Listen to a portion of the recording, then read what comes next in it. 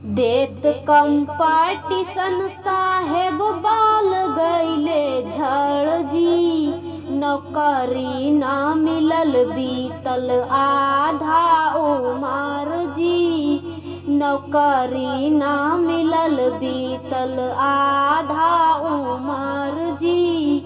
कहिया के बदला चुकावत रउरा बानी जी। कहिया के बदला बीए बीटेक एमए एमटेक भइल ना काम जी।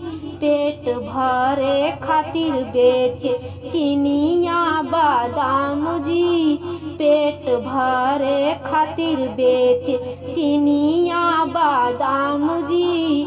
कहिया के बदला चुकावत रउरा बानी जी। कहिया के बदला 1 साल 2 साल बीतल 6 साल जी।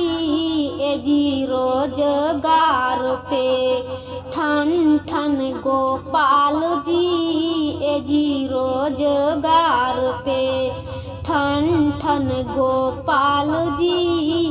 कहिया के बदला चुकावत रउरा बानी जी। कहिया के बदला छोड़ी छोड़ी जाबई सुंदर सुंदर लुगरिया जी। पॉकेट में एकहुन मुंदरी रुपैया जी। पॉकेट में एकहुन मुंदरी रुपैया जी। कहिया के बदला चुकावत रउरा बानी जी। कहिया के बदला माई पूछेले बाबुनी करबू कब विवाह हो। बाबूजी के पूजल चाहे दामाद जी के पाँव हो। बाबूजी के पूजल चाहे दामाद जी के पाँव हो।